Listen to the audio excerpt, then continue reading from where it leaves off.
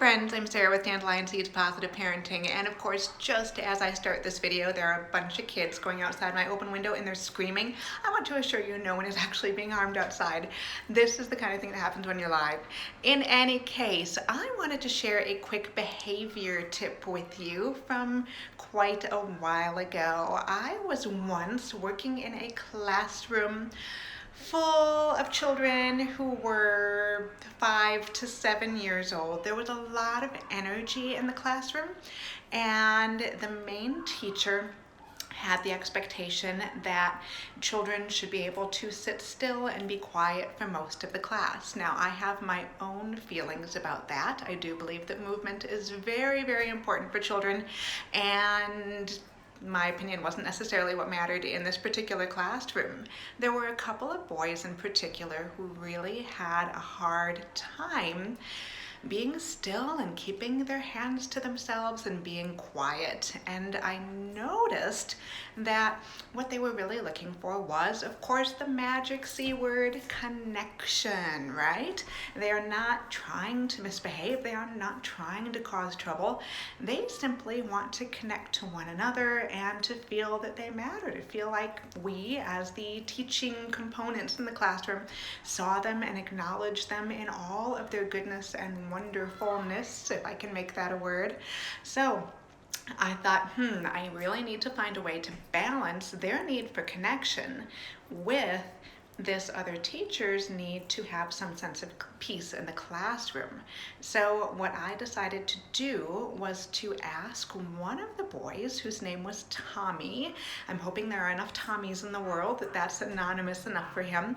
But I asked Tommy, who was perhaps the biggest offender, if you will. He was really, really verbal, really liked to talk, really liked to tell jokes, really liked to get attention through his voice. I actually pulled him aside one day and said, Tommy, I have a really big problem and I'm hoping you can help me solve it. And he said, oh yeah, what is it? I want to know. I'm a good problem solver. And I said, I know you're a good problem solver. That's why I called you specifically. I don't know if you've noticed, but there is sometimes a talking problem in the classroom. And he said, oh yeah, I've noticed. There are some kids who talk a whole lot. Of course, he's one of them. In fact, he was probably the biggest offender, as I mentioned. So I said, Tommy, yeah, you're absolutely right. There are some kids who talk a lot. I'm going to need some help finding a way to remind them that in class, we need to have some quiet time. But I'm looking for some ideas of how to do that. And he said, I have an idea. Can you put me in charge of keeping the class quiet? And of course, that is actually specifically what I was going for, unbeknownst to him. But I said, yes, I would love to put you in charge. Can you please be in charge of keeping the class quiet? Now, here's the tricky part. If you are going to be in charge of that, you have to be able to model it to the other kids. Can you show them how to be quiet? Because maybe they just don't know how to do it. And he said, oh yeah, that's a really good idea. I will be responsible for showing them how to be quiet. And I said, here's the other tricky part. If they start to make noise, I need you to find a non-verbal way to help guide them back to a more silent place. Can you help me with that? I said, yeah, I'll give that some thought. So lo and behold, we went back into the classroom and sat down, and a couple of other kids, both boys and girls, started making some noise. Well, Tommy got out a piece of paper and a marker, and he wrote a big letter Q, and he told everybody, this is for quiet. And anytime anybody in the classroom started talking when they weren't supposed to, he simply held up a sign as a reminder. Now, the beauty of it, of course, was that he himself felt empowered to model quietness, to model the behavior that we in the teaching capacity were hoping that he would embody and be for others. So we gave him a leadership position. We empowered him to do something about a problem that, yes, he was a part of, but he could also be part of the solution. He helped the other kids. In fact, I noticed him very gently pulling some of the other kids aside after class and during some of their more wiggly time to talk to them about the importance of being quiet during quiet time and saving their energy for when it was appropriate to do so in class. So I watched this little boy have this incredible transformation in being part of the solution. But he didn't need shaming. He didn't need to get in trouble. He didn't need us to call his mama and tell on him. He didn't need a timeout. He didn't need any sort of traditional discipline whatsoever. What he needed was to be empowered to be part of the solution.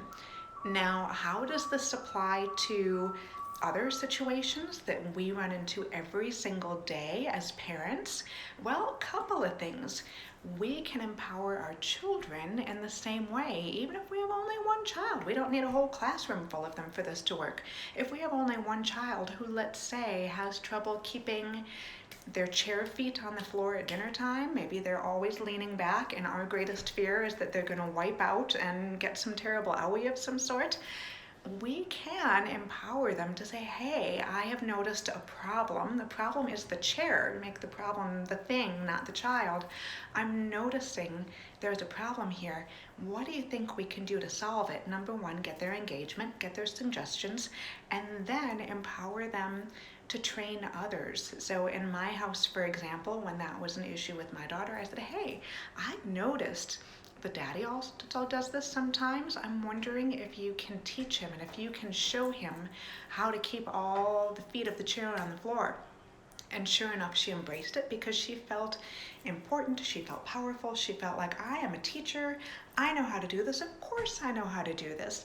Now, of course, our kids usually know how to do exactly what we are talking about, exactly what we want them to do.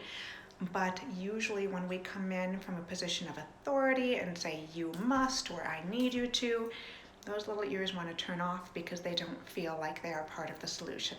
So if we can invite them into the problem solving, into a sense of empowerment and strength and teaching others, oftentimes the problem will magically go away. So I am getting a question here. I am seeing a question about power struggles. That's a really, really good question. I'll address that quickly before I sign off. Power struggles, well, you know, there is a woman who I've followed on Facebook for quite a while, and she's a wonderful resource, and she talks about power struggles as being a tug of war. And when we find ourselves in a tug of war, the best way to end that tug of war is to drop the rope and simply not engage in it. So drop the rope is a good 3-word reminder that we as parents can keep in our minds and go, you know what, this is not a battle that I need to be having, because the minute we get into a tug of war, the minute we get into a power struggle, somebody wants to win.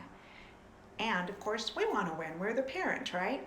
But guess what? Our kids also want to win because they feel like their point of view is absolutely as valid as ours. And sometimes it really is. In fact, their point of view is always as valid. It's just a matter of how things actually come to fruition. So when we find ourselves in a power struggle, drop that rope and remember that it is you and your child against whatever problem you are trying to solve, as opposed to you against your child. It's you with your child.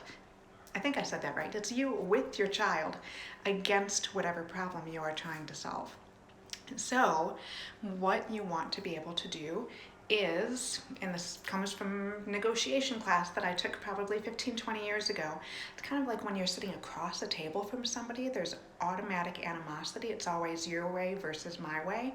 We want to take our chair around to the same side of the metaphorical table and sit alongside our child and say, you know what, let's see if we can find a way to solve this problem together, because we are in this together. The problem's over here, but us, we're good. We can fix this together.